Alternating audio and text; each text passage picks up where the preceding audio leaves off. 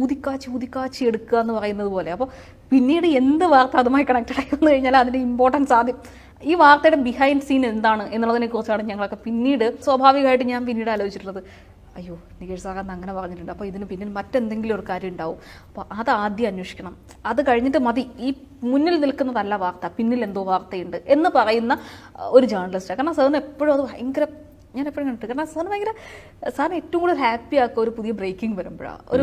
അതാണ് പുള്ളിയെ എക്സൈറ്റ് ചെയ്യിക്കുക, മറ്റൊന്നും പുള്ളിയെ എക്സൈറ്റ് ചെയ്യിക്കില്ല. ഇപ്പോൾ എനിക്ക് തോന്നുന്നു സാറിനോട് 100 CR കൊടുത്തിട്ട് 100 CR ഇപ്പോൾ അത്ര ബ്രേക്കിംഗ് വെച്ചാൽ പുള്ളി ആദ്യം പോയി ആ ബ്രേക്കിംഗ് എടുക്കുമായിരിക്കും. അപ്പോൾ അങ്ങനത്തെ ആസ് എ ജേർണലിസ്റ്റ് അദ്ദേഹം ആ തരത്തിൽ തന്നെയാണ്.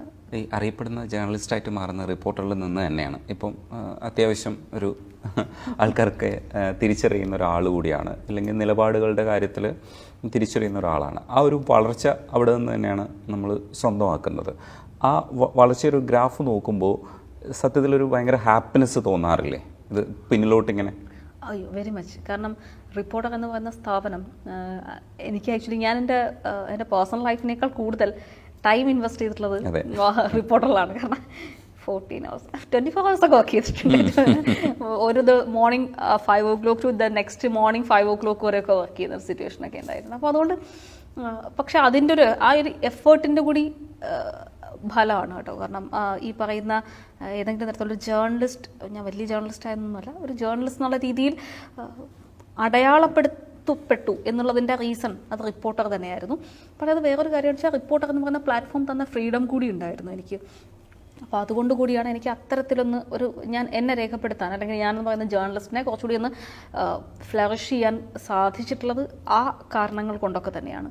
റിപ്പോർട്ടർ വലിയൊരു സർവകലാശാലയായിരുന്നു. കാരണം എല്ലാവരും പറയും ട്രെയിനിങ് സ്കൂളാന്ന് പറയും.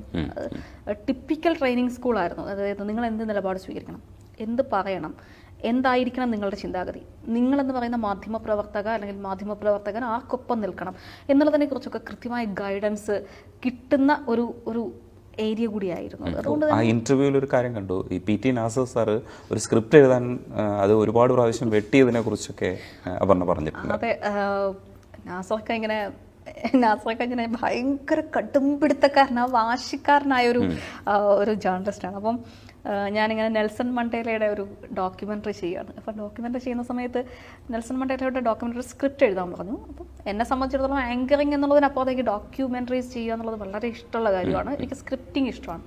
അപ്പോൾ ഞാൻ സ്ക്രിപ്റ്റ് എഴുതുകയാണ്. സ്ക്രിപ്റ്റ് എഴുതി വളരെ പെരിഫറലായൊരു സ്ക്രിപ്റ്റ് എഴുതി.